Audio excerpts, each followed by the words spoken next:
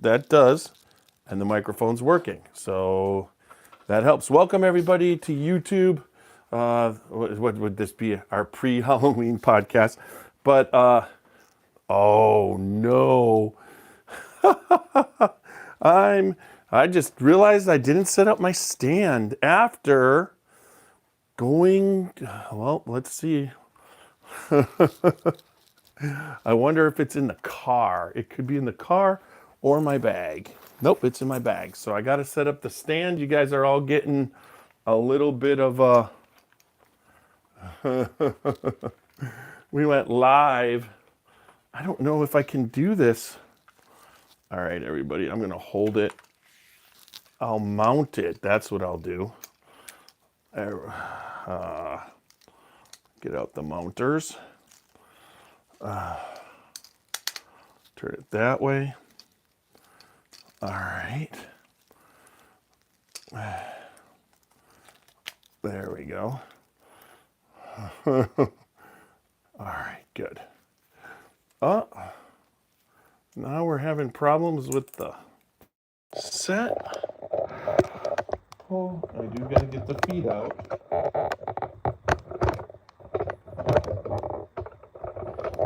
There we go. Feet out. Now, let's get it up, get it to the right place. That was pretty good. Sorry about that, people on Facebook.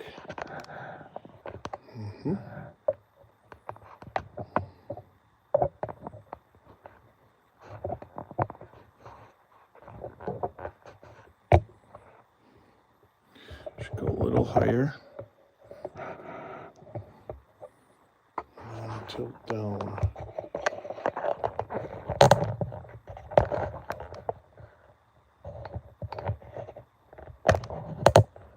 There we go. Sorry for that. Live on YouTube. Welcome everybody on YouTube. Let's make sure everything's working now. Got my microphone on. Here I come back in. I'm coming back in. All right. So let's just make sure on YouTube. Sorry about that. That's why we do the pregame, because I got all this stuff set up and it just keeps falling down. Let's see. How's that look? I'm gonna watch. Okay. I'm gonna watch it that way. There's that, and then I can watch that way. Much better. There they are. Hey, Walker and Randy. Okay. All right. Yeah, every once in a while, Randy, I gotta do, I know you offered. I gotta do one. All right.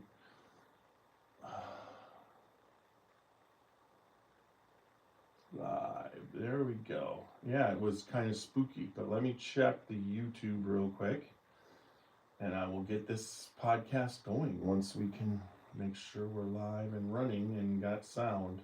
I used a new microphone. There we go. And I will get this podcast going once we can make sure we're live and running and got sound. I used a new microphone. Yeah, I'm using it. I just don't. There we go. All right. That's working. I'll take a Guinness and a double shot of Jameson. That's not a bad thing. There. All right. I'll just do the welcome to our podcast. We monitor comments. Make sure you let us know what you're sipping on and where you're from.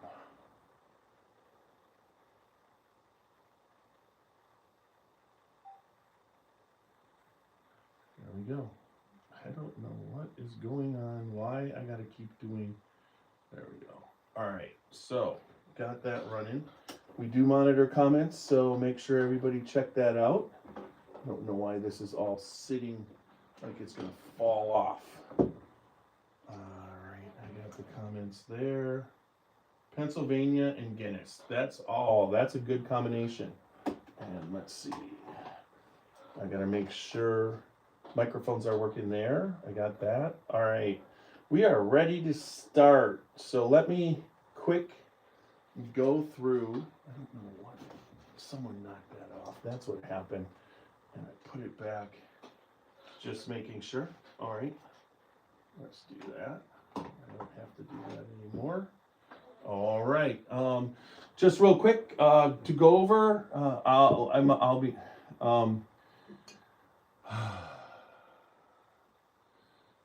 This is our sponsors part of our podcast. Before we get going on the audio, just wanted to do a shout out to the Whiskey Thief Distilling Company in Frankfurt.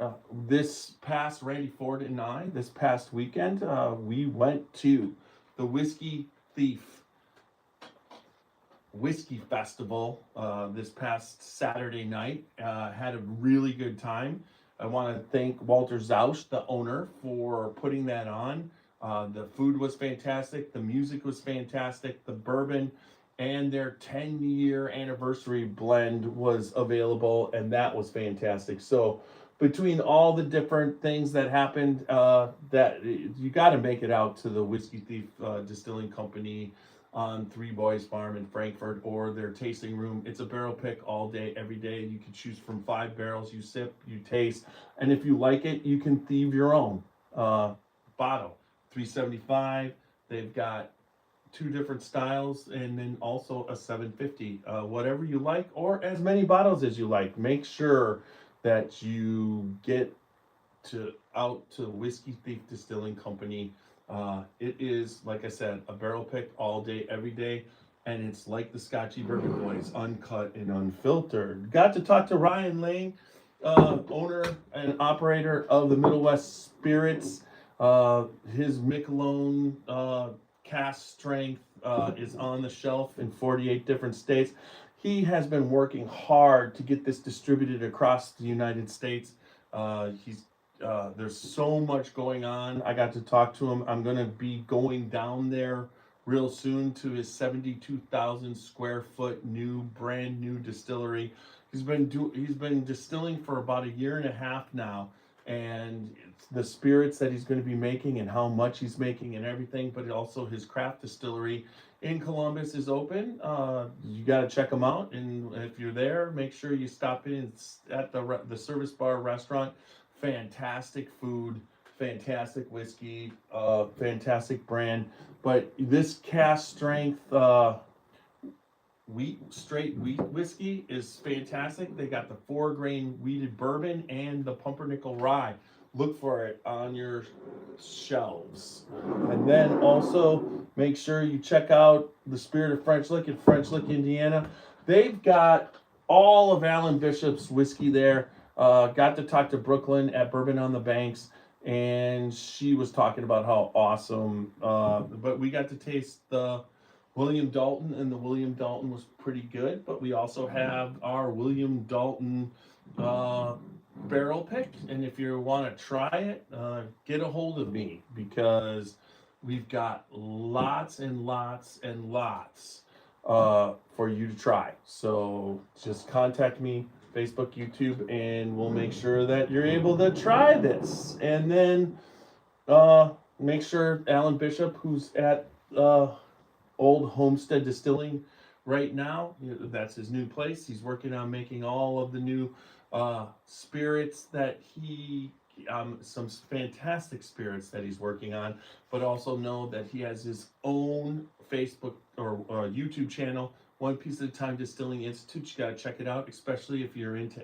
distilling, home distilling, commercial distilling, craft distilling. It doesn't matter. He'll answer your questions. He knows what he's doing. Plus, he has If You Have Ghosts, You Have Everything podcast, which takes the best of the spirit industry and the spirit world and combines them together with some fantastic stories and guests. So you got to check out on Spotify and any other audio. If You Have Ghosts, You Have Everything.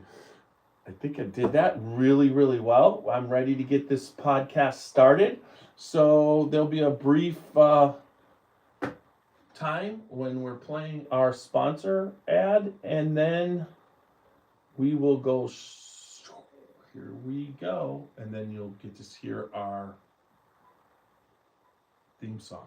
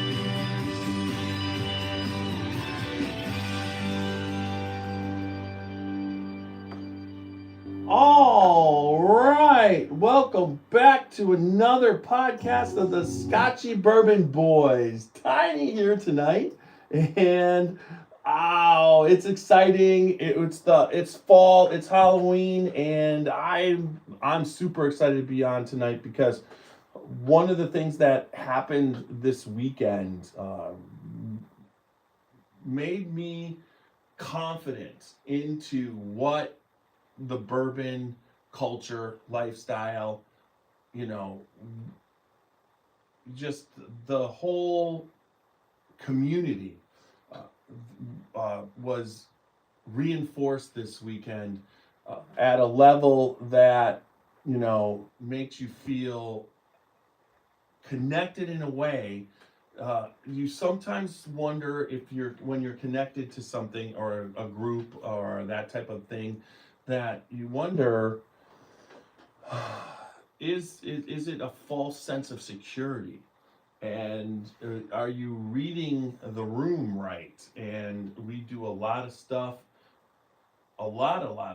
and I find that I really feel that the bourbon community is such a close-knit community. The people in it are my type of people, the type of people that I want to hang out, and there's very few people in this community that are not like that.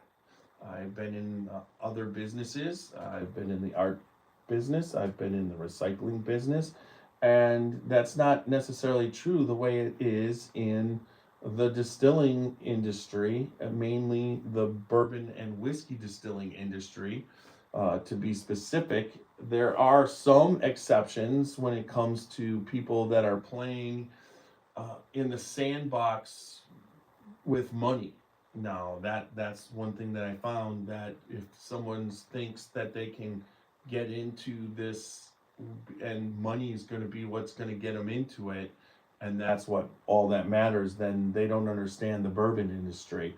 So remember, tonight we're going to talk about the bourbon community, and we're going to talk about that we went to the Ohio Craft Distillery Whiskey Festival, and then I was able to do my second festival in a day and make it down to the Whiskey Thief Distilling Company's Whiskey Thief Festival and see all the people down in Kentucky Walter and Caitlin, and I mean, it was just the whole group was there. Everybody, and just had a great time. So met Randy Ford, who's right there, right here with us tonight. Had a great time. There was a lot of stuff that happened, but before I get to this, www.scotchybourbonboys.com for all things Scotchy Bourbon Boys. And then also remember, you can get on our website bios, but also t-shirts and Glencairns. Check it out. If you see something you like, contact me direct and I'll get it. You don't have to do the whole website thing. We're very personal here, and we have a great, what would you say? We're part of the bourbon community. So then also remember, we're on Facebook, Instagram, YouTube, X, and TikTok. We're also on Apple, iHeart, Spotify, and any other places that you want to listen or watch us. We're probably there. I mean, so check us out there. But remember, whether you watch us or listen to us, make sure that you subscribe, become members, leave super good reviews, give us 5-star reviews, and we would highly appreciate everything that you can give us and all the feedback that you can give us. And so there you go. That brings us to the main topic. And it's funny because the main topic deals mainly with this. I have an extremely large wallet. There's a reason for that. Inside my wallet is, now it's been reduced down a little bit, but there's an air tag in it now too. But I have business cards. I have my challenge coins in my wallet. I bought this specific wallet to carry my challenge coins in the wallet. There's credit cards, there's AAA, there's, just, my license, everything, what's standard. But my wallet, usually if some money gets added to it, there's it's almost like the snaps won't snap. But with that said, that's part of the main topic tonight about the bourbon industry. And the story that I can tell is going to cover the main thing of this podcast was going to be about the Ohio Craft Distilleries Whiskey Festival and the Whiskey Thief Festival. That was going to be the main thing. But the wallet just took precedent this weekend. And I'll tell you why it took precedent. Because the way that I work is that every single morning, I've learned, 61 years old, you basically put your wallet in a few different places, but mainly in the same place every night. You put your keys by it, charge up your phones, your watch, my Apple Watch, and then in the morning it's basically when I'm walking out the door, watch, keys, wallet, 2 phones. I have the Scotchy Bourbon Boys phone and my personal phone. So I'm constantly checking to make sure I have these things on me. Early on in my life, I did lose my wallet one time. It was at a drive-in on a date, and it was when I was 17, so there wasn't any credit cards or anything, but it was my driver's license and whatnot. And you're talking about 1980, so there were no cell phones or anything like that. So when I lost it, I lost my driver's license. I would think it was a temp license at the time, and whatever kind of weird things that were in my wallet, and some money. And it was it fell out. We listened to the movie on the radio, so we didn't have to rent anything. They used to rent the little side speakers that you would do at the theater. So I lost it, and about 2 weeks later, a guy calls up and says, "Your license is here.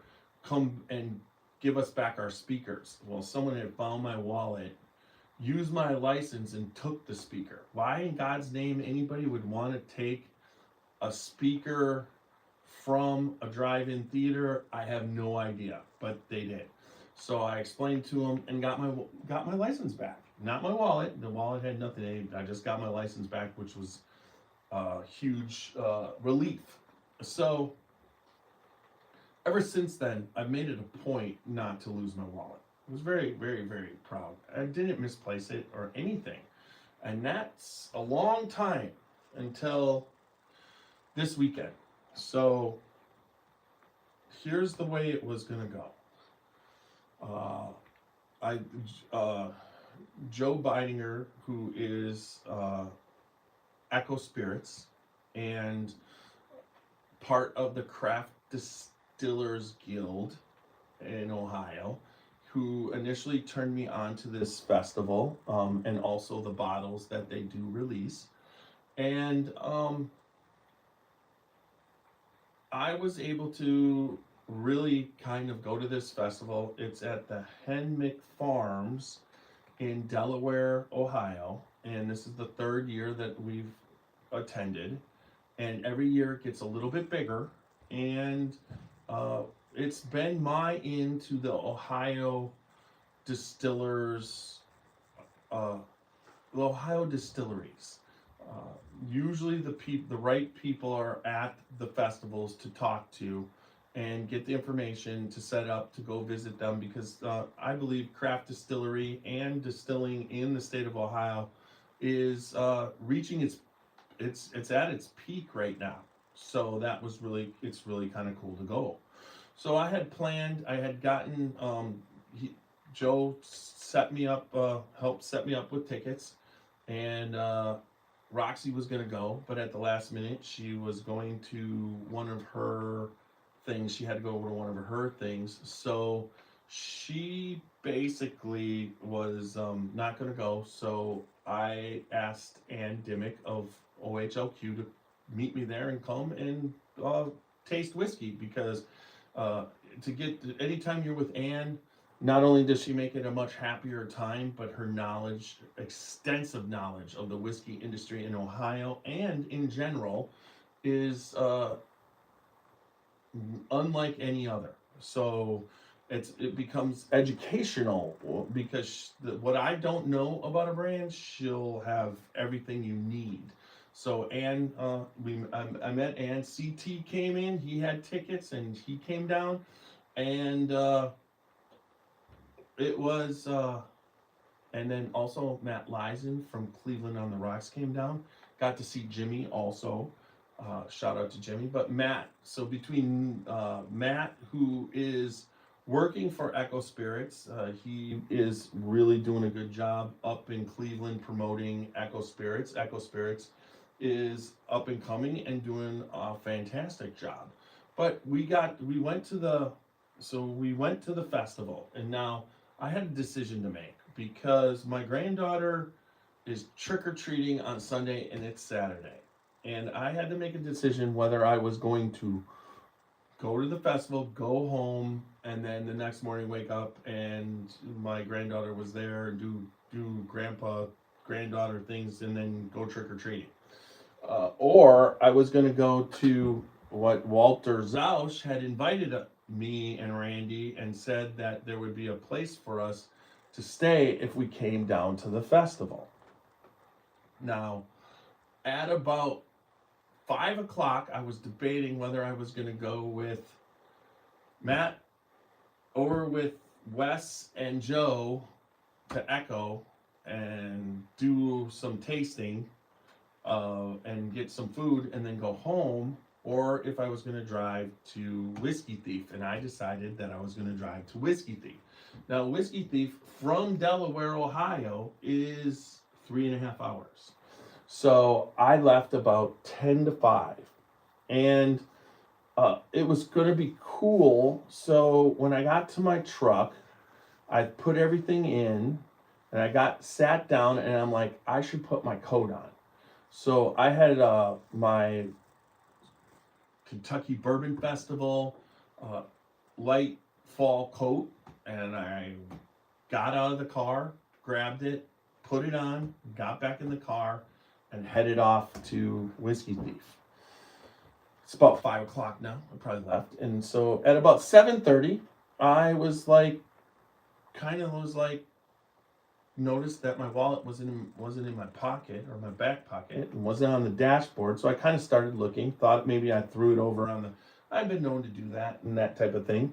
Well, I started looking and didn't see it, and a couple times it was dark because this is the time of the year. It'll get a little bit darker at this time after next week because that's going to be going to daylight, standard time, or savings time, and then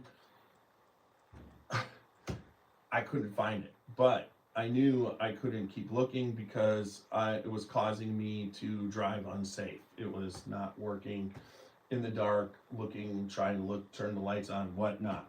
So couldn't find this thing. So I got there at about 8:15, got out, started looking through the car. It was not there. And I'm just gonna tell you, when you lose your wallet, you kind of panic. There's a panic involved, and that's one thing, the stress level. You think about, one, there was $300 in the wallet, which is not even, it's inconsequential to the 9 credit cards, 6, Visa, MasterCard, Scotchy Bourbon Boys card, my debit card, and then JCPenney, Target, Kohl's, your department store credit cards. Not to mention my newly renewed driver's license. I mean, there's a lot of stuff. My AAA card. I mean, there's so much in here. Then I'm like, my challenge coins from, the Stave and Thief Society. My challenge coin from Bourbon Real Talk. I mean, honestly, but I said, I didn't get out of the car between Henmick Farms and Whiskey Thief. So I didn't lose it on the trip. So I knew it either had to be at Henmick Farms or in the parking lot just laying there when I put my coat on, or someone finds it and turns it in, or someone finds it and steals it. But then also I had pumped up with gas at a Sheetz before the whole festival, and it could have fallen out when I pumped up with gas because I used my phone to pay. So now I'm like, I'll just have the best time I possibly can. So the festivals, we got to see so many different people from Ohio, M&O Spirits, Dexter. There are some fantastic things happening. Middle West Spirits. There was a Black Diamond. Adam Fowler, I think that's his name. He was there. Got to meet him. Then the great people at Echo, Wes, Joe. Then also the Bell of Dayton that distillery was there. Indian Creek. I mean, fantastic time. I'm trying to not forget it. Big Dog, I think that was one. And then there were, Watershed, kind of reestablishing a relationship with Watershed. But, check out the live on Facebook. It was fantastic. So anyways, I'm at Whiskey Thief and thieving from a couple barrels. I knew that I still had some stuff to do, so I didn't want to, it was all about 1/4 ounce pours at the Ohio Craft Distilling Festival, and that was great because I probably had 3 ounces of whiskey in, let's just say, it would have been 5 hours. That's not a lot of whiskey for me, 3 ounces in 5 hours. So I was fine to drive down. And now I knew I had to with the festival. So I had a couple tastes of the pours, shot some really good footage for, YouTube and Facebook and TikTok. And then Had a good time, listened to the music. The bands were fantastic. Walter does such a good job getting people out there. I think Cleveland, I forget his first name, but anyways, they fantastic music. Had a good time with Walter, and then thank Walter for putting us. I will tell anybody. It's called the Bourbon. It's a Airbnb. Fantastic place to stay. Fantastic place to stay. So I hung out with him and Brick and Randy. It was a great time, learning everything, just sitting there having some special pours, watching you wheel and deal. It was a really cool place to stay, and so we were up till about 1:45, and I knew normally I was going to try and get out between 6 and 7, so I was back for trick or treat. That's once I made that decision. But I got up at 5:27, and I was sitting there, and my mind was racing for this. So I went back. I just said, I'm getting up. I got up.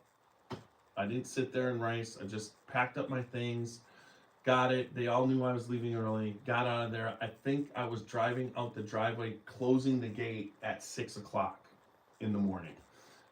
It's funny because again, dark again. So, there's this time of year it was dark when I went, when I drove down, and it was dark when I left. So, got on the road and headed to Henmick Farms. So, I got there about 20 to 10, and when I rolled in, the first place I was looking, so I also thought maybe I put it on the back of the pickup truck bed. I have a cover, but I didn't think I would do that with my wallet. Even if I did, I'd get it. But I was looking as I was coming in on the side of the road to see if it flew off or anything like that. Nope, it didn't. So what I did is got into the parking lot, and it was not in the field where I was parked. And I'm like, strike one. So now it's about 10 to 10. There's another festival setting up. So I go over by the people by that festival and ask if anybody's coming. And they said, Cass is coming at 10 o'clock. And when Cass is, I believe, the owner's wife, she is in charge of the festival. She said to me that her husband was not there. He was off doing something else while she was getting to, doing all this stuff at the festival. I told her to take her time. She rolled in about 10. I told her to take her time, get everybody set up. And then at about 10:30, she came over. We went in, and the first thing we did is look in the lost and found, nothing. And I was starting to get, and she goes, no, just don't worry. She goes, this is where it's a bourbon festival. And she goes, a lot of times when people turn things in, they leave them by the cash register. So we go into the main thing. It was close. She opens it up and goes over by the cash register, and she goes, is this it? Because I described it to her, and it was my wallet. Now, I will tell you that now you go, what's the thing? But the first thing I knew was these snaps right here.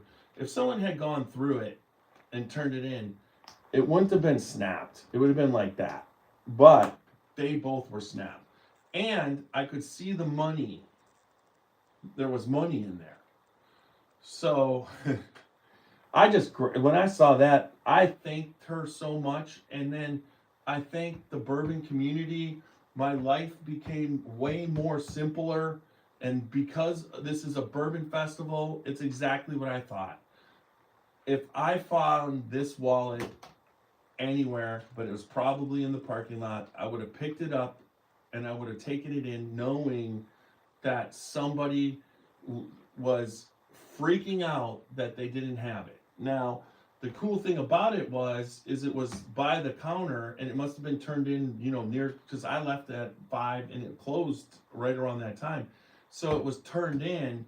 Nobody touched it. I mean, I have cards in here. If they would have opened it up, they could have called me and told me they had my wallet. Now, I have an air tag in here, but that wasn't working because I never paired it after the battery died. It's paired now. I can find my wallet. It would have been nice. I would have loved if that would have worked, because an air tag on your wallet would have told you that it was there and I wouldn't have worried as much. But anyways, I don't know why I was worried. Probably was worried because what would have happened if I dropped it at the Sheets, not at this bourbon festival, because the bourbon people did exactly what it was. Not only did I get my wallet back, but I got my $300 back. There was nothing touched in here. It's fantastic. This is what the bourbon community is about. That's one thing that I just want to say. It's just kind of like, that's what I love about this community. These are people, we're all in this for each other. The reason why we do this isn't just for ourselves, it's to meet friends, and bond and share times, and families getting together. It's just, the bourbon community is so fantastic. I meet people all the time, and those two festivals were no different. And then y'all came through for me, because when I was, at a lower point, I mean, it's almost like you feel like a failure when you lose something like that. So I want to thank the person. Hopefully, if that was at that bourbon festival, they know this. If you knew, turn this in. Fantastic people, and I'm just ecstatic. It made my month, my year. It reiterated why I do this podcast, and it reiterated why the people that I meet are so fantastic. So there you go, everybody. The Ohio Craft Distillery Festival, I think, was a huge hit. Got to meet a lot of connections.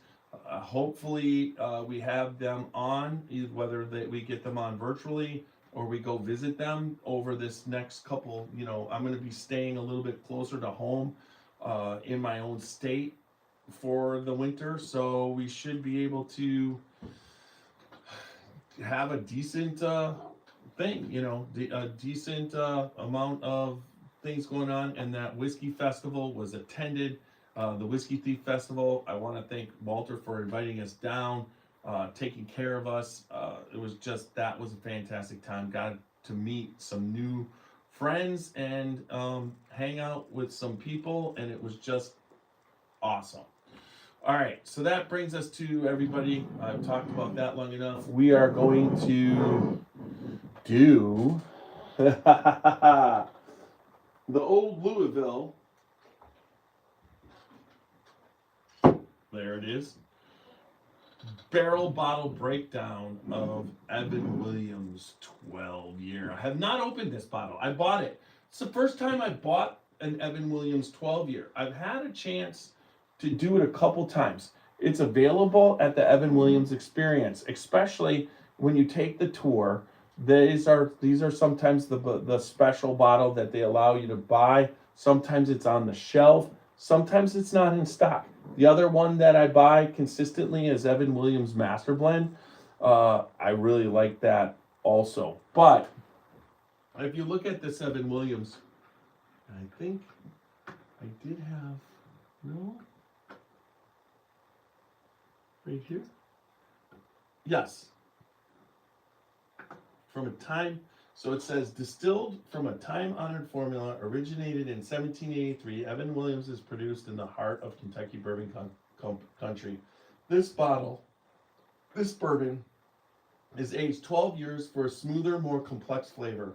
World-renowned by bourbon lovers, available at Evan Williams Bourbon Experience and select Kentucky retailers.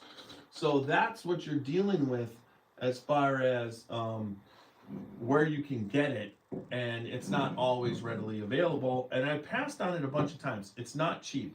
I believe it was, when it came out in 2021, I think it was 129, and now I believe it's I want to say 149. It could be 129 still too, but it's got this cool wax top. It's got the seal. Let's see. There we go. Break that seal. Oh, let's tear through the seal. There we go. I believe, like some of the other, I'm not sure if it's corked or a screw top, but we'll find out. All right, we got the wax off. It looks like it could be a screw top. Let's see. Yes, it is. But a lot of times with screw tops, with the wax, that's not a big deal. So there you go. We just opened that baby. I'll give it a nose. Now, I've tasted this many times, and most of the time, it's been too oaky for me. Now, I do enjoy Evan Williams, and I love the bottle because it's got the Evan Williams, same thing with the Master Blend, with the engraved or the embossed Evan Williams. You get that really nice, cool, you can see it there, right? I think it's, let's see, let's do it right here. How about that? Yeah, you can see that. Why did I put it on the back? There we go.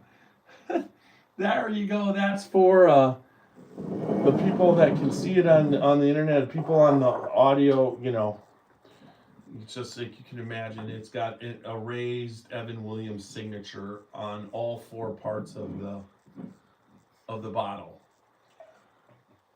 I'm pouring a little bit in so that will get in there for a little bit. This was a fresh crack. It's a 12-year. And we are about to do the Old Louisville Whiskey Company barrel bottle breakdown. Old Louisville in Louisville, Kentucky. Amin there does a fantastic job. He's got many barrels stocked in the back in his warehouse. And if you're lucky, he'll take you back there and you can taste through them and get a bottle. He works it with appointments, but he is open daily, so you can check out their gift shop and go there, spend a little time. But one of the coolest experience, I think CT almost has a cot there. That's how much he spends at the Evan or at Old Louisville Whiskey Company. But they're in the process of moving to Shively, where they just purchased one of the Seagram's older warehouses, and they will be moving the barrels and everything there, and that will be the location. It's pretty damn cool, that location. Can't wait to get down there for the opening of that.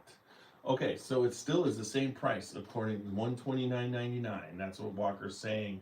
So the barrel bottle breakdown rating scale is based off of 4 categories.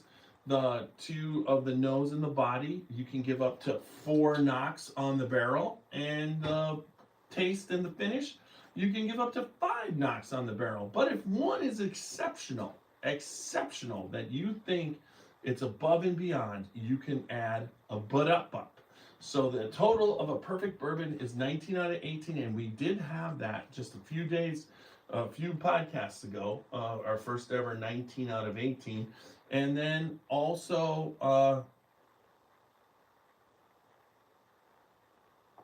that's it. That's the rating scale. This is going to be the review of Evan Williams 12-year.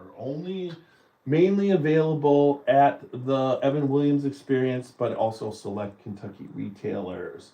Now, this is, I've got some information off of Breaking Bourbon. It's classified as Kentucky straight bourbon whiskey, and its mash bill is the Evan Williams mash bill, but the old Evan Williams distillery, which is Heaven Hill, and its mash bill is 78% corn, 12% malted barley, and 10% rye. I love that. I did not know that Evan Williams was 12% malted barley and 10% rye. Love that. Caramel color, $129.99. They also have So Evan Williams 12-year 101 proof bourbon was known. This is off of Breaking Bourbon. Check them out. They're a fantastic website for information. Was known for years as the red labeled Evan Williams export only bourbon that was sold exclusively in Japan. However, since opening the Evan Williams experience in downtown Louisville in 2013, consumers have been able to purchase Evan Williams 12-year 101 proof bourbon at this distillery. The bourbon has remained a distillery exclusive in the US while being exported to Japan. So there you go. You really want to get it. Hey, Matt, good to see you. So the nose is definitely has a nice, but it's got nutty and it's nutty and fruity. I would say there's a little bit of a, I want to say apricot or tangerine, but there's definitely a nutty, almost like a hazelnut. Not real sweet, but Evan Williams isn't a sweet bourbon.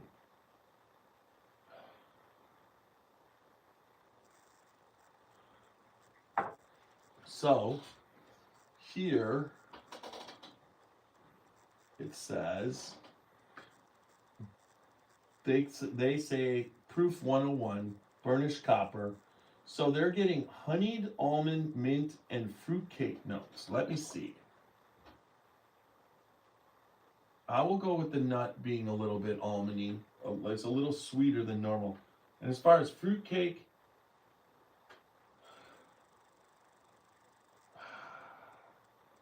yeah, the apricot could be like a dried apricot, and there could be a little bit of that cherry, candied cherry thing that you have in the fruitcake with the nuts. Yeah, I'll give it that. Okay. All right. So let's see what it does in our Glen. There we go.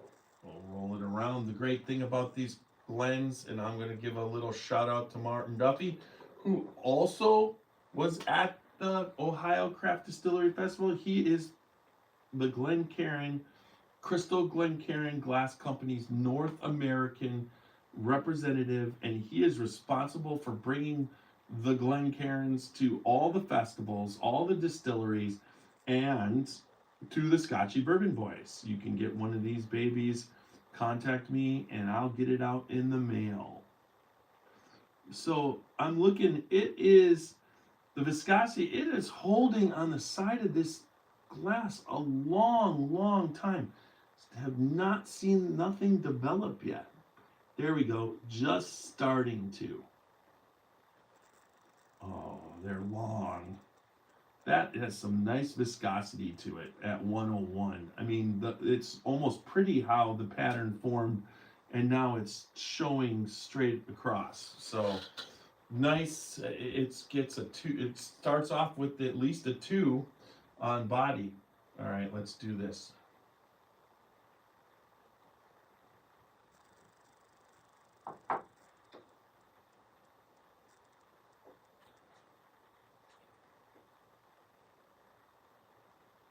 Wow. There's a cinnamony taste. That's quite spectacular. And minty on the finish, a little mint on the finish. The cinnamon goes to like a little sweeter red hot to a minty breath mint.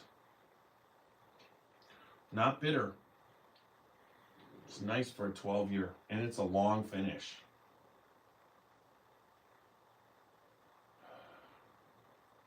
This doesn't compare to like Old Fitz. I mean, I'm not saying it's not good. I'm saying it's nothing like the Old Fitzgeralds or the 18-year-old Elijah Craig. They're much sweeter.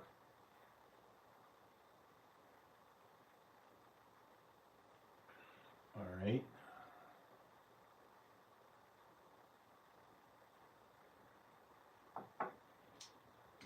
At 101, not palate shock.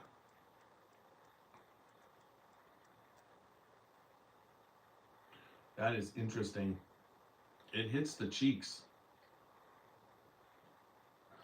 Now it's to me tonight. So let's go off of nose on the barrel bottle breakdown.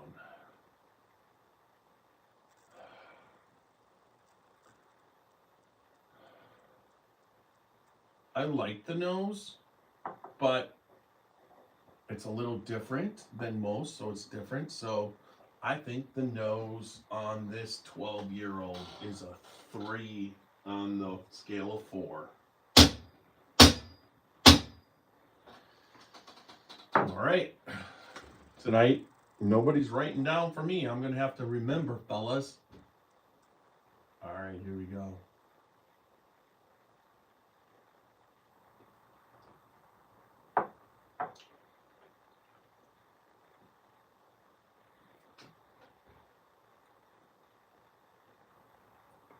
You can't complain.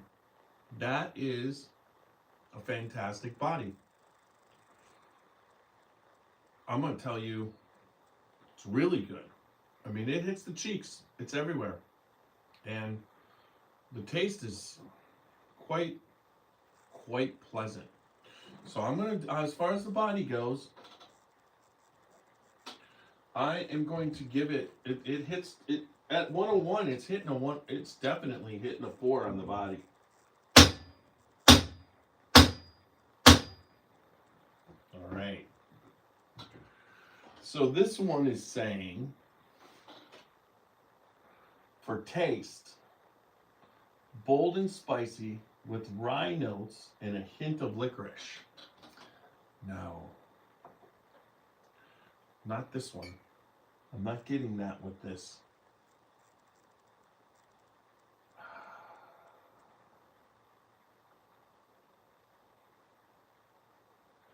I'm sorry, Tracy. I could say you're part of us and you could be part of the boys, but I will say, I will retract my statement and say, all you good whiskey drinkers.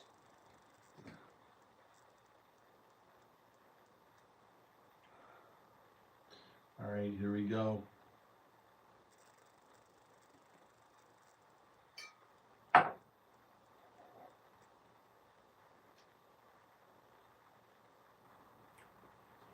When they say licorice, are they meaning black licorice or red licorice?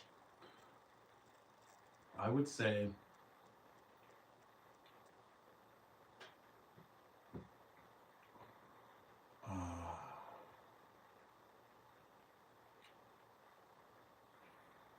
it starts off with honey on the tip of your tongue. And then when you hit that cinnamony type thing. Then it turns to like a cool minty thing. And I think they would be referring to, like, if they were going to say anything, I would say it would be more like anise than licorice. But the final flavor, so for taste, this is quite good. An enjoyable pour, very enjoyable. I will say the taste is a 4.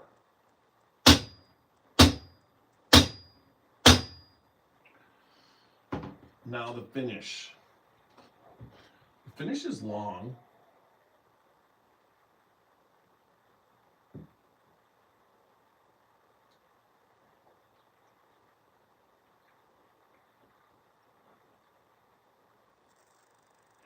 But, and it's not off-putting. It's amazing when someone suggests what you can taste, where I was getting a minty flavor where it has transferred to a little bit of a, like an absinthe finish of black licorice. Which is not unpleasant, but not probably what I'm looking for a favorite when I'm drinking bourbon. So I would say out of 5, I would give it the finish. I'm going to give the finish a 3. So Okay, that was the taste. The finish is brown sugar, smoky oak, long, and vanilla-like.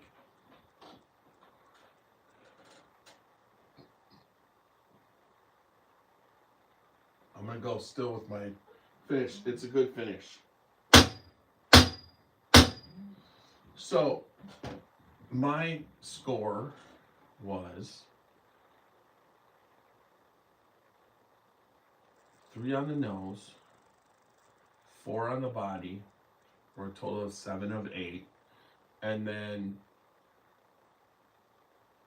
4, which put me to 12, and then 3. So this Evan Williams 12 year picks up 15 out of 18. Now, let's go back to this Evan Williams. So we talked about the mash bill was 101 proof, 12 years old, 78 corn, 12 malted barley, 10 rye. All right. Uniqueness. Up until this last decade, Evan Williams, this is back again from Breaking Bourbon, Evan Williams' 12-year-old 101 proof was sold exclusively in Japan. This never raised many eyebrows as other distilleries did the same, such as Buffalo Trace bottling an exclusive black label Blanton's and Four Roses Super Premium being offered in the Japanese marketplace. Now Evan Williams' 12-year 101 proof can be purchased in the U.S., albeit at one location and one location only. While the bourbon in the bottle is the same, Heaven Hill decided to make the product look more upscale to match its exclusiveness in the States. What that means is execution is that they just put some gold wax on the top of it, called it a day. Beneath the shine is still the same bottle. The standard Evan Williams is bottled in screw cap and all. It's minor in nature, yet when you hold this bottle in your hand next to any other limited release bourbon, it just feels cheap. It's a reminder that the little details go a long way, especially in today's marketplace. Okay, this does not feel cheap at all. So I would say I love the gold label. I like the bottle. This is Evan Williams, and it is Evan Williams. It doesn't do anything. It's exactly what Evan Williams is. It's the drinking man's bourbon. And this is completely drinkable. This is perfectly done. I mean, a 15 out of 18, you're still talking about a damn good bourbon. So there you have it.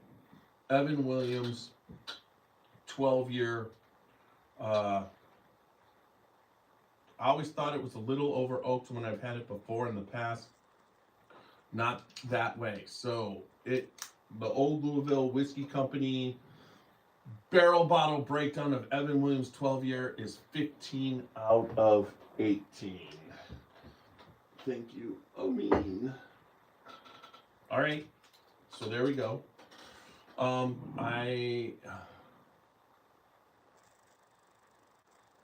Yes. And so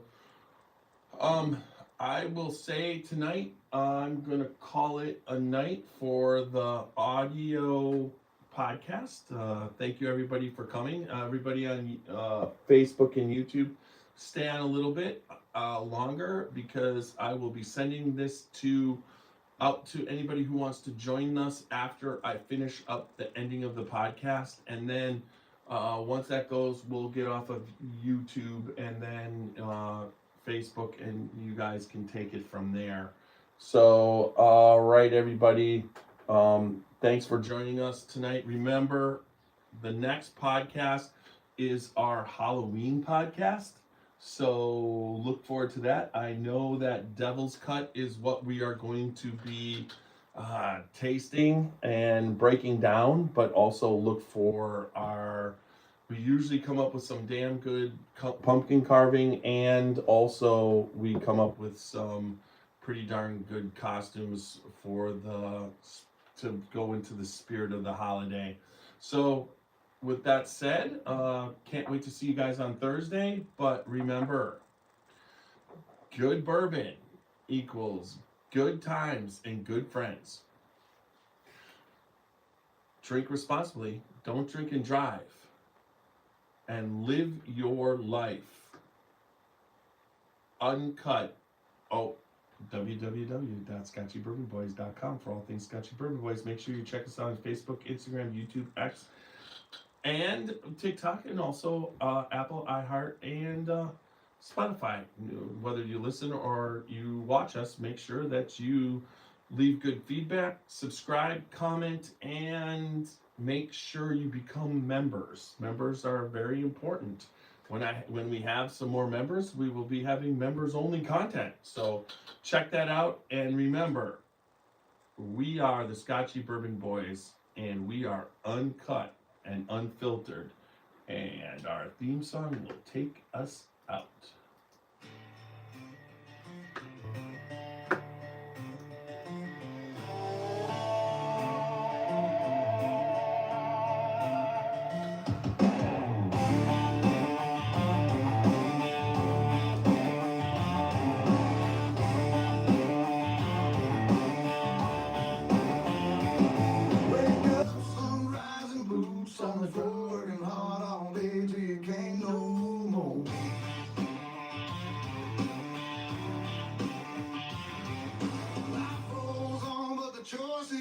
How you play it out when you walk through that door.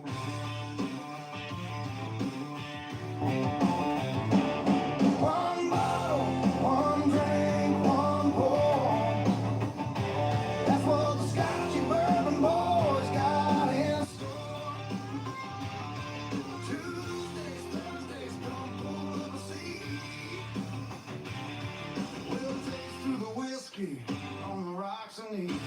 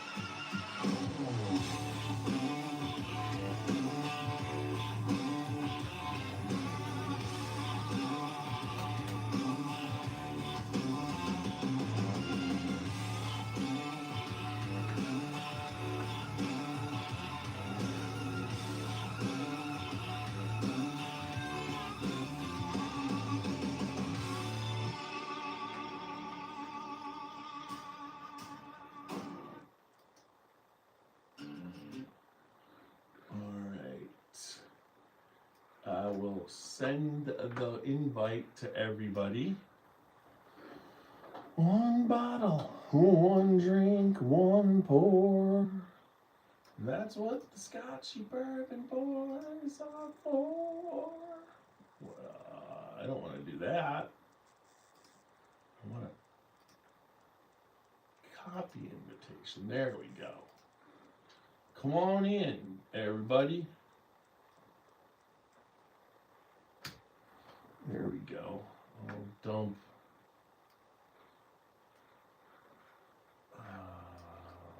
Where is the meeting?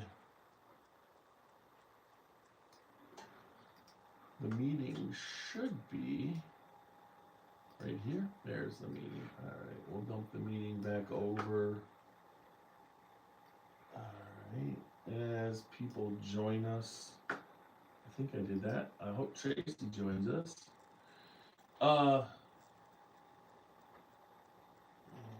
Hey Ricky, join us. I'll send the invitation again.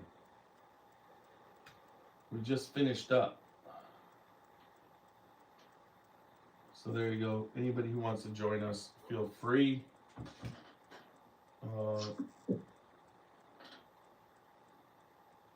Hey, Tony, office will be right on. Okay. I am saving the.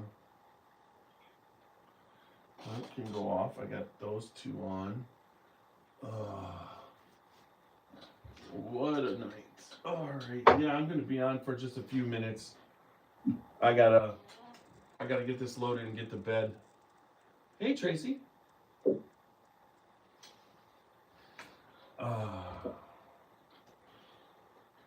Have you have you have you seen that we did a Maker's Mark Private Select?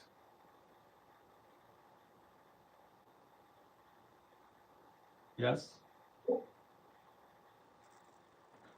No? Are you talking to me? Yeah. You're the only one here at the moment. I thought you were talking to somebody else. I didn't catch that. What was your question again? Oh yeah, we did a Maker's Mark Private Select that's going to be coming out soon. Were you able to see that we did that? I didn't. I Okay. didn't. So in transparency, I'm with Bourbon Women, Uh-huh. and I am taking a class right before this. And so it kind of runs into your presentation here, and it is called the EH''S, the A's and B's and C's of Canadian whiskey. Okay. Clever. Yes. Yes. So it is a 4-week class, and it is a certificate program. So I've been doing that, and I was thinking I was going to join in tonight a little bit earlier, but that didn't happen. So glad I was able to make it. Yeah, for sure. It's good to see that you're following us, and we enjoy that you are. It's fun to watch, and I learn a lot as well. And I haven't tried the Evan Williams 12 yet, but I am looking forward to it. Well, the place to do it is when you go to if you in Louisville, go to the Evan Williams Experience, because that's where you take the tour and you get to taste it. And so it changes, it's batched. So every year it changes a little bit. So the last couple years I've, the 12-year Evan Williams is not real high sweet, it's more of a bourbon. And so the oak a lot of times will have some bitter notes to it. But this particular, we were there for our bus tour in September, and it tasted fantastic. Good. So I'm not sure if we're gonna hit that distillery. So I have a milestone birthday coming up in January. And like your wife, I think she turned 60, correct? Mhm. And so I'm gonna be 60 as well in January. So we're gonna be doing some tours in January, at the end of January. That's my kind of weather, from Wisconsin, Yeah. Don't you know? Well, yeah, yes. It's like, and you're going to try and get to Kentucky for the tours, or are you going to do them in Wisconsin? No, we're gonna go to Kentucky. So I'm just been thinking about some different tours or distilleries that I wanna go to. One is not in Kentucky, but I really wanna go to it, is Uncle Nearest. I don't know if they're doing tours anymore. They are. Okay. So I've been in contact with Fawn Weaver, and they are doing them. So, Okay. yeah, Yeah, because they must be I know. reorganizing. Right. But I am gonna get back over by Hannah Malala and Walter Yeah, Whiskey over Thief. at Yep. my friends over at where? Whiskey Thief. Let's say it again. Whiskey Thief. Well, I mean, honestly, in the wintertime, you probably it would. So that would make you would want to probably get to the Louisville tasting room. Yes. That's warm and cozy. Right. Well, and to me, it's going to be warm down there anyways, because it's cold here. That's nothing to me. Well, yeah, nothing, but it's still Kentucky can still be cold. Yes. So Hannah is going to meet up with us. That's excellent. And downtown there. So yeah, we're looking forward to going, and we have some crew going with us, but it'll be fun. Your wife gave me the idea of doing that sash, because I'm planning everything. My husband isn't doing that. Yeah. Yeah, I do the plans, and she usually hates it because I plan too much. And I'm the planner. I for whatever reason, when I plan distillery tours, bus tours, or whatnot, for some reason it all works out. Like the whole day just goes and whatever, but usually by the end of the day she's all over me for, you're killing me. So, other than that, how are you, Walker? I'm doing well, thank you, Tiny. Good evening, Tracy. Good evening, Ricky. Hey, Ricky. And good evening again, Tiny. Hey, big guy. I only keep one Canadian whiskey on the shelf, which is going to be involved with Tiny's Christmas present this year, or one of his Christmas presents. So it's a little bit of a cheat since it's chosen by a Kentucky proprietor, basically, but it's a very good 15-year Canadian whiskey in rare perfection. So, Canadian. yeah. Oh, you betcha. Oh, yeah. Yeah. You know. So we're doing our classes, we're doing a lot of the JP Weiser, Okay. Hiram Walker.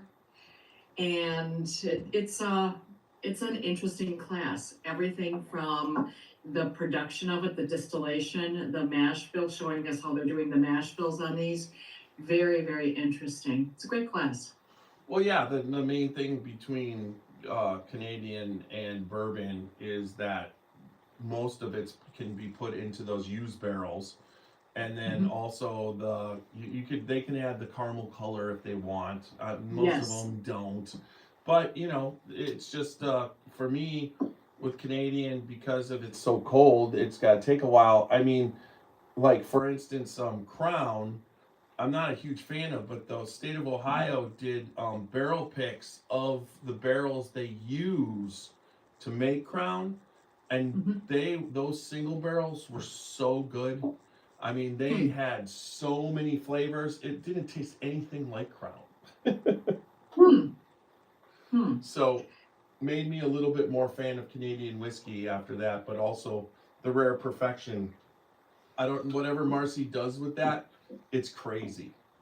It's great. And this one is made in the Dakotas, I believe, which is also comes from Marcy and preservation, called Old Man Winter. And it's rather iconic in its way, with a white wax top that looks honestly like a snow cap. So kind of cool. And appropriately, this one's been open for a little while, but it was open on the first day of winter. So that's kind of cool. Yeah, for sure. How you doing, Ricky? I'm doing great. Sitting here watching you guys. I just came in and said, well, I'm running late tonight. So anyway, I missed most of everything earlier, but anyway. Well, the main thing was it was about bourbon people and this right here, and I could sum it up for you. I went to a festival at the Ohio Craft Distillery Whiskey Festival in Delaware, Ohio this past Saturday, and decided that I wanted to go to the Whiskey Thief Festival 3.5 hours away once that was done. And when I got to the festival, I realized that I didn't have my wallet. And so I spent the next 15 hours worrying, but thinking about what could have happened to it. I kept checking my bank account, and when I finally woke up at 5:27 the next morning, I drove back to Henmick Farms in Delaware, Ohio, where the festival was, and they were having another one, and so they were setting up early, so I didn't have to wait till noon for it to open. The woman, and when I went back in, this is exactly how my wallet was. It had $300 in it, credit cards, everything, and then it was buttoned. And when she handed it to me, when it was up by the cash register, it was buttoned. And so I did the podcast was based about how awesome bourbon people are. Yep. Because it was a bourbon festival, so it kind of deep down, I figured either it was still laying in the parking lot because I was parked in a field, or someone turned it in. You don't know for sure, and you hate the feeling, but you always had that feeling, and it was just reaffirmed how great bourbon people are, because anybody who if I ever found a wallet, I would give it back to wherever I could possibly give it back. They didn't even look in it. I mean, there's $300 in it. I mean, I didn't even care if the $300 was gone, as long as it got back my credit cards and my, and my driver's license and my whiskey, Stave and Thief challenge coin. I needed that too. So it was kind of cool. That was what the podcast was. So there, I summed it up pretty quickly, didn't I, Walker? He did. And then he did a breakdown of Evan Williams' solo. Yeah. Breakdown. Well, cheers to whiskey. Cheers to whiskey drinking Nice, people. nice. That's for sure. Whiskey people. Yes, That's good. for sure. I had a conversation with a friend over the weekend. It was her first, she did her very first whiskey type of pairing event at her home. And she said to me, oh my gosh, the people that came, and she knows them, but not at that level. But she's like, the people that came, they were just awesome. And I said, but that's what this community is about. The community is about, I liken it to like the military. Now, I think some of you know that that's what I do. I work for the Department of Defense. And, it's like this brotherhood or sisterhood of individuals that as we're all together, we have something in common. And this is something that is very near and dear to some of our hearts. We enjoy this. We enjoy learning about it. We enjoy tasting, and we want to share that with everybody else. And I said to her, I went to her house last week and I drove down to Illinois. I took a bottle of, and I really like it, Lux Row. Mm-hmm. I like that. And so I took her a bottle of that and I said, this is what we do. We give and we share. And she's like, I'm so used to people being so greedy, not in the bourbon area, but in other areas of life, other factions of life. Mm-hmm. And to your point about your wallet, that's a great story. And I'm grateful that you shared that. Thank you.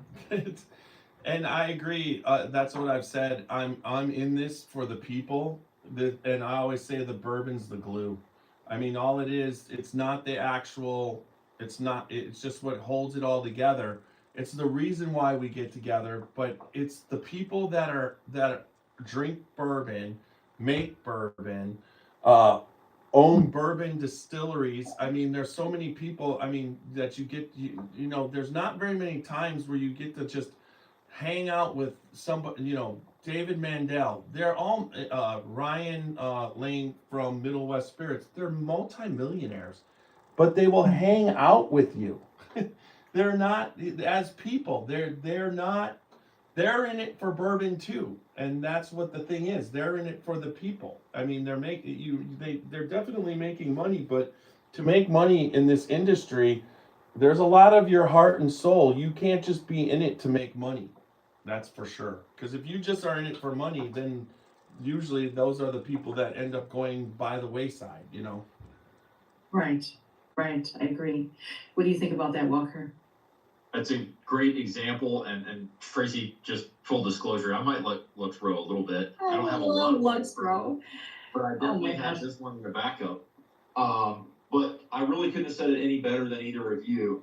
But I've been really interested in our little corner of the community as well, that we care about each other's experiences and we want each other to have the best experience possible. And at the end of the day, we may have our own, opinions about a particular brand or bottle or about a particular method or, way of tasting or this or that. But at the end of the day, we all want each other to have the best experience that we can have.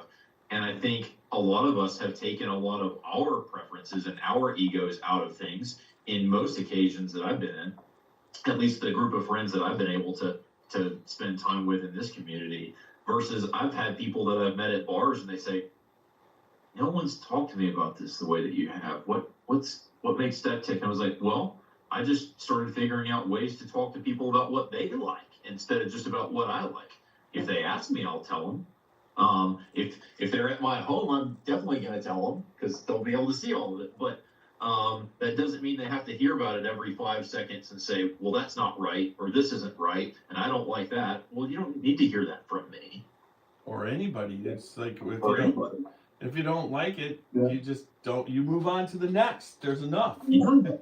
There's enough. Well, Exactly. What makes bourbon and whiskey so great?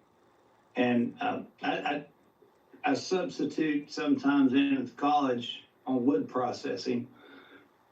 And I always tell them at the end of it, you know what makes whiskey and bourbon so great? The story. Mm-hmm. The story makes it great. And just like Tiny's story here, the one that he's got a story to go through with it. Everybody has a story in it, and if the story goes, I don't know. has to do with whatever it might be. It's that story, and we It can says do science, refresh my back browser. chemistry and behind it start all. Randy, you're talking over Ricky. Hey, Randy. Hey, Randy. But yeah, it's just great because whiskey's all about the story and the memories. I mean, even how whiskey started and going through. And I don't have it right, but I'm gonna tell you, if it's an evening class, I've stretched it just a little bit because maybe I am getting into the process. Yeah. Yep. But Well, I will tell this is you- a great group. This is a great group of people. I love you guys. We love you I too, will tell Ricky. you what, sometimes, it's Terry, right? Ricky. Sometimes whiskey makes it where you can't remember the story. I've experienced that. I won't lie. My previous 2 marriages, I said the same thing. Oh, how's everybody doing tonight? We're all Well. here. Good. I got my first bottle, and I mentioned it on the show, the 2503 today. Mm-hmm. And I opened it at the store and shared it with the folks that work there, and it's pretty darn good whiskey. I'm amazed for what it is. You guys know I'm not a great Booker's fan, but that's probably the best Booker's I've ever had. Yeah, I that started with this one, Randy. I was trying to talk you off of that being the one that formed your impression. The Apprentice batch from 2023 was not a great one to form your impression on. I'm thankful that you've turned a corner where you found one that you like. Yeah, well, I still like the Kentucky tea that you gave me too, though. Kentucky. I went out at lunch and got a haircut. There you go. And in honor of my dear friend Walker, are y'all all watching? Everybody looking? Except for Terry? Ricky. Ricky. Yeah, Ricky, I'm sorry, Ricky. What do you go. think, Walker? Hey, This that's might what- have been a little informal, but it's a nice story. Okay. You know, Terry's a lot better than what I've been called most of the day. I will tell you that. Ricky, I apologize. I'm so sorry. Oh, no problem, no problem. Oh, yeah. That batch, honestly, Randy, that's probably one of the better Bookers, as far as taste wise. That I mean, it delivered on all levels. There's I like Bookers in general, but this one is right up there with some of the best I've ever tasted. Well, good. I was able to drive my car home. I couldn't believe it. He had the wallet incident. My car started, tell him what it sounded like. Like you caught. So we went to the house and there was like this fence a gate that you had to open, and then it was like a quarter of a mile dirt road to go up there. So I stopped and a little past the gate, and Randy pulled up behind me, and I went back and closed the gate. And so we get in the car, I get back in the truck, I start to go, and it sounds like he caught a bear trap. I swear to God, it sounded like he was dragging metal on the stone. It was like, and it was like, I'm like, That's exactly what so it I was. stopped, and I'm like, I got out and I said, "What are you dragging?" And he goes, "I don't know." So we look, we can't see anything. So then I get back in my truck, and it does it for like 2 seconds, and then it stops.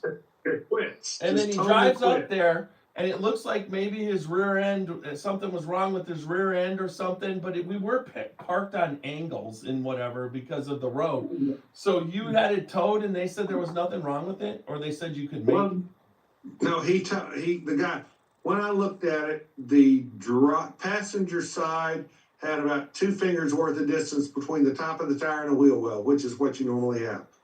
Right. On the driver's side, there was less than a finger's worth. There was almost no Right. room. And I was like, did I blow a shock or what? So so the guy comes up and tows it all the way from Waddy, Kentucky, which is west of Frankfort, to the Volvo dealership in Lexington. And, of course, he straps it down with those metal straps or metal chains. When he lets it go, it pops back and they're both at the same level. They're both where it's supposed to be. So I drive it just a little bit and it's still okay. And I said to him, I said, well, what would you do? He said, well, I'm cheap. I'd drive it home and risk it. So I did. And it was down like about half the distance. But the last day or so, it's been okay. I'm putting it in the shop when I'm going out of town. I got to go to the American Public Health Association conference in DC next week. I'm just going to take the car over there Friday and leave it with them. I mean, it is It needs some other stuff too. it is a Volvo, so you are Right. low riding, and know that you could have just been in a pothole. Almost, yeah. I mean, that's what it, Now, I've had it make that kind of noise before when I was dragging a branch, but that's usually on concrete. And Yeah. you hear it dragging on concrete. That was on gravel. Yeah, and it, like I said, I swear to God, it sounded like he was dragging. I thought he caught like the chain from the fence or a bear. It sounded like he was dragging a bear Metal trap. on metal. Yeah, Yeah. it was crazy. Oh, and tell him about Brick. We met the coolest guy. Yeah. Named Brick Briscoe. Brick Briscoe. Yeah, I talked about it a little bit on the podcast. Brick, I mean, he is a musician that has a NPR PBS radio show And TV show. yeah, He's got a PBS TV show. right, yeah, PBS. And he does documentaries. I didn't hear what you said, so if I'm repeating it, I apologize. Yeah, NPR PBS, and it's a show, and he's on both, and he basically is local for NPR. So that's like they have local chapters, so he's the local version of NPR or PBS that in Indiana. In Indiana, And right. and he's been doing it for 20 years, and he was a really cool guy and was very interested in the Scotchy Bourbon Boys, and we drank till Ricky, we got in at about 12:15, and we weren't in bed till about 1:45, so we were just kind of Right. telling stories, getting to know each other in the middle of the night, and then knowing that I had to get up at 6 o'clock, even though my internal alarm went off at 5:27. I'll tell you one of my favorite stories about bourbon, and it has to involve Greg Snyder when he worked with Chicken Cock. He was down here in Chicken Cock, and they wanted to come down and look at the logs and pick the particular logs that we were going to cut the staves out to make their barrels out of. And the question somehow in the conversation came up and says, well, why is some of the wood pink? Why is some of the wood a little bit pink and going through in these logs? And Greg looks at me and he says, I'm going to hand this off to Ricky to answer this for you guys. And I said, well, I want to tell you, it's a very, very complicated situation. I said, I'm looking at the growth rings in this tree, and it was probably about 90 years old. And sometimes between the time of 10 years and 15 years, a big black bear and estrus took a shit on the roots. And as that tree grew, that got up into the wood and it started growing. I said, now as it grew its way on out of there. And Greg said, I'll be damned, I hope you're not going to be the salesman for this company. And I said, no, I'm just going to be the wood supplier. I'm just going to be the supplier. And it goes back to that story. And oh my gosh, I have so many stories with him. We had a lot of fun. Together. I would have went with that somebody murdered somebody and then buried them right next to the tree. I am a Virginia Tech grad. And I had this kid come up. They called me and they said, "We've got this master forester." I'm a forester by trade and wood processor. And he said, "We've got this forester. He knew everything by book, everything by the T of the book. Perfect. He would be the perfect government employee." That's all I'm gonna say. Because That's enough. Life's gotta be gray. Life's everything it goes with that's prosperous is in that gray region, not black or white. And he was looking at this wood, and we were looking at a hard maple, a sugar maple. And he's like, "What's this black ring in this wood?" And I said, "Well, looking where this tree was at, it's possibly again. I believe that's powder burn from a musket blast from a Civil War shot." I'm gonna need some more whiskey, but you're brushing your teeth already. Hey, I swear to God, do you believe me? Oh, So I did not hire him from that point. But anyway, whiskey's all about the story. I love the stories, and it doesn't matter. Every distillery I go to, and every cooperage I go into, it's all about their story. Oh, And, you've been sending folks on snipe hunts with burlap bags. Is that what I'm hearing from you?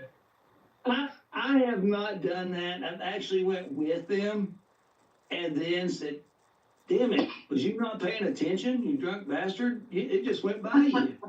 That was on your side.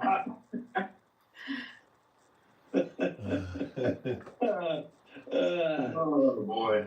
I think I was about 7 the last time I went on a snipe hunt on the bag carrying end. Right. Yeah. Yeah. My favorite right now, chicken cock, is Righteous Blonde. Yeah. Heard of that? Don't Yeah. know that one. Yeah. Oh, Yeah, Righteous Blonde. Yes, that when he came Yes. out with that was yeah, very interesting. That's a while ago though, right? Well, they've come out with another. They came out with it again. yes. I So haven't seen it recently. Well, I mean, I've never seen it. So it's a limited, yes. Well, you guys know I just moved. You guys know I just moved here and came in a car. Just drove up. This is all I've got with me. that's it. That's it? Yeah, that's pitiful. I've been here a week and a half, and that's all I got. Are you trying to convince your wife to come? Because that's about the right amount for having your wife live there too. Well, my wife is, it's crazy. The place that I'm working, they found out what she does. They said, "Have her send us a resume. We want her." Good. Well, So like they I got her said, resume, so we may both be teaching together here very soon. Well, Tiny's been kind to me over the years. We both went to New Orleans Whiskey Festival, Oh, and this look at that. double up pick. I'm not sure. Very Did you have nice. that one, Tracy? Nice, yes. Well, So it's Walker's been Oh, kind to you were here. me. This is the one Yeah. Walker gave me. Oh, look at that. Walker, I So brought this the is one Alabama of the Select with me. Yeah. I'm not hanging out with the right friends. That's the one I brought with me, Walker. Are you Good. all, I don't know this No. group, Bill, are you, I'm gonna say something that could be offensive, I'm not sure. there's no such You thing know, as you offensive. have to tell us if you want to offend us. You have to say, "Be offended, please." Okay, be offended, please. So, You gotta work harder than that if you want me with to be our offended. Bourbon Women Symposium that we had in August, so there were about 450 of us there. Oh, my friend was there. Christy was there. Okay, great. Christy But Pruitt, you know her? Chicken Cock was there. Yeah. And so they have, I don't know if you all know, but they have this huge thing. It's a chicken. Right. Yeah. And you can sit on it, right? Mm-hmm. Yeah. So my claim to fame is what I say is you want to see a picture of me with the biggest cock between my legs? Yeah, there you go. Sorry. Don't be sorry. That sounds just That right. is not offensive. I resemble that remark. I mean, That just helps with the story. That just helps in the story. Well, all of everything that you'll see that I have from Chicken Cock, Greg Schneider is the person who supplied it to me. So Nope. Incorrect. Oh, okay, your private, the military one is yours, yes. Greg could not get the military one. He tried, and I think I gifted, if I didn't gift him a bottle, I'll find him a bottle. But this No. was the last, the fun story on this one, Tracy, is this is the last barrel pick that he was actually involved with that company. And it was a Fort Knox pick. Oh, So, I remember that one. Yep. Boys, I think I'm gonna have one more sip and then I'm gonna quit for the night. Yeah, I've got it. Yeah, I've gotta go too, I gotta load this stuff, so, Well, no, that's the last sip I'm gonna have tonight. yeah. that cathedral, yeah. I don't know, I could have that sip, but I'm not going to because it's not open and I don't know if I can, Good bottle. considering Steve Nally was able to get it for me and then signed it, happy birthday, Jeffrey. Well, I'll go see Steven and sign my other two, Good luck. but I'm gonna have a sip of this one. I can't drink tonight, Ricky, but that's a good bottle. That's definitely a good bottle. I've got. Oh, I'm enjoying it. I've got some great bottles too. I've got one to sort of match it, but I gotta get it back from home. Pictures. This box. Randy was kind enough to help Nelson. take pictures. And I did a bottle of your own at Fort Nelson. I gotta get the bottle that goes with this from home this winter. Yeah. You got it Big too? old on Derby Day. Or Yeah, there's a Steve Nally and Nick Smith, right? Yes, Yeah. yeah, that's pretty good. And You know what makes this one so good? That- It was my graduation present when I graduated from college at age 64. congratulate, I'll drink that. Here. Good, Thank you. And congratulations. and Sarah Evans gave that to me. oh, nice. Yes. You know Sarah's got a doctorate, right? No, I did not know that. Yeah, she has a PhD. And I was getting my second doctorate, which was my first basically PhD type doctorate. My first one was dentistry. And I did that at 59, at 64 I got it, and she gave me that as a graduation present. So that makes it super delicious. Nice. She's a And- super person. And I'm a Boilermaker. A boiler. Good for you. My son thought about being a Boilermaker, if I'm not mistaken. That's Purdue, right? Correct. He looked at Purdue, but he ended up going to the Coast Guard Academy instead. Nice.